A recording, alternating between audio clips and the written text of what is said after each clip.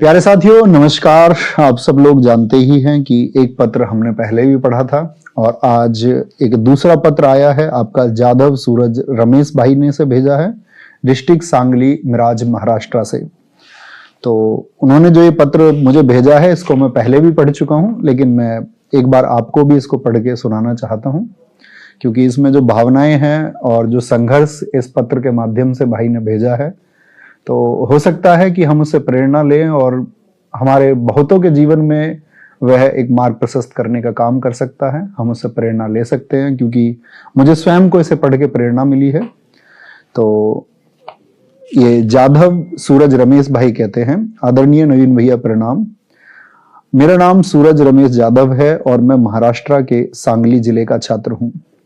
मेरे द्वारा इस पत्र के लिखने का कारण यह है कि मैं आपके द्वारा लिए जाने वाले क्लासेस का एक अभ्यर्थी हूं और इसका पूरा फायदा मुझे एसएससी में हुआ है। वैसे तो मैं एक सामान्य परिवार में जन्मा सामान्य छात्र हूं, इसी वजह से उपजीविका के साधन भी पर्याप्त मात्रा में उपलब्ध हैं। पिताजी खेती करते हैं और माताजी घर संभालती हैं। खेती में उत्पन्न ज्यादा ना होने की वजह से आर्थिक स्थिति भी दयनीय है। हमारी पहली कक्षा से 8वीं कक्षा तक का शिक्षण हमारे गांव के प्राथमिक विद्यालय में हुआ। माता और पिता दोनों आर्थिक परिस्थिति ठीक न होने के कारण दूसरों के खेत में मजदूरी के लिए जाते थे। तब माताजी को 20 रुपए और पिताजी को 40 रुपए, कुल मिलाकर दैनिक आय 60 रुपए थी। इन सब में पिताजी भी शराब की लत में थे। मुश्किल से माताजी के मजदूरी पर ही घर चलता था। पिताजी के नशे के कारण घर में झगड़े का माहौल रहता था। इस सब का प्रभाव हमारी शिक्षा पर पड़ा और प्राथमिक शिक्षा सही तरीके से पूर्ण नहीं हो पाई। कुछ साल गुजरने के बाद पिताजी ने शराब छोड़ दी। हमारा भी शिक्षा में मन लगने लगा और घर के हालात भी काफी सुधार आया।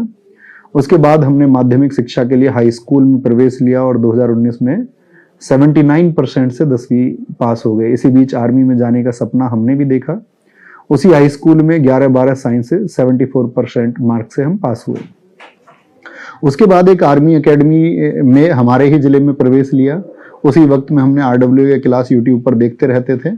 इस कारण आर्मी सिविलियन में 2 बार सेलेक्ट हुए, लेकिन फाइनल में हमें बाहर कर दिया गया।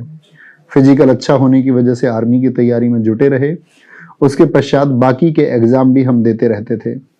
उसी में से एक हमने CISF फायरमैन 2022 का फॉर्म भरा था, जिसका फिजिकल सितंबर 2022 में मुंबई में होना था।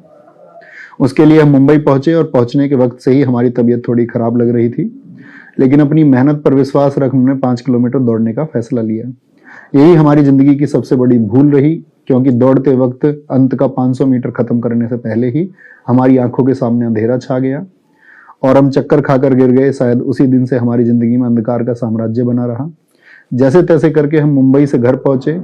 2-3 दिन गांव के ही डॉक्टर को दिखाया, लेकिन तबीयत में कोई सुधार नहीं आया। उसके बाद शहर में कुछ टेस्ट करा के पता चला कि हमें डेंगू हुआ है और प्लेटलेट्स भी कम हो गए। इन सभी कमी के कारण हमारी दोनों किडनियों ने भी काम करना बंद कर दिया। किडनी का क्रिएटिन आपका बढ़कर 17 पर चला गया, जो सामान्य व्यक्ति का 0.5 से 1.5 के बीच होता है। इसी कारण हमें डायलिसिस का सहारा लेना पड़ा। इसमें हमारे गर्दन का छोटा सा ऑपरेशन कर डायलिसिस किया गया। डायलिसिस के कारण प्लेटलेट्स में सुधार नहीं आया।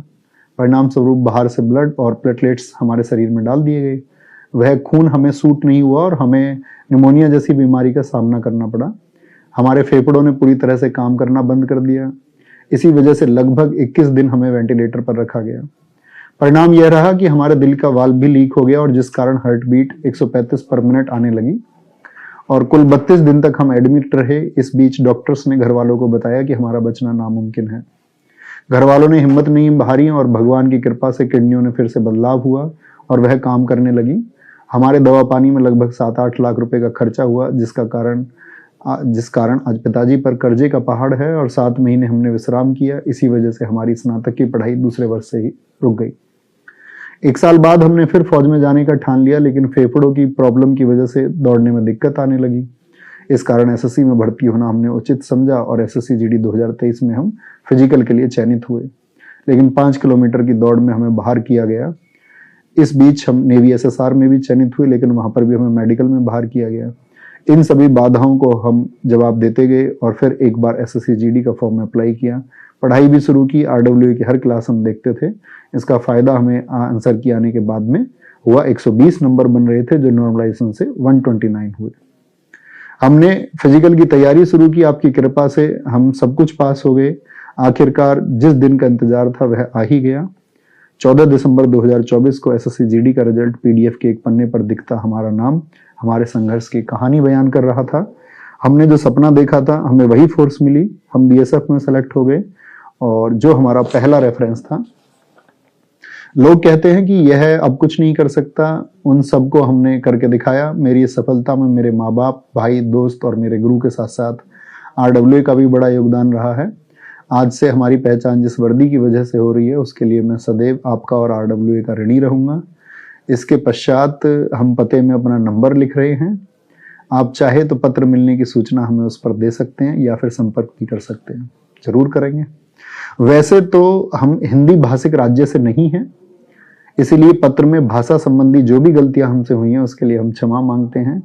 आपका अज्ञार्थी सूरज रमेश जाधव, जिला सांगली, मिराज, महाराष्ट्र। और शाबाश।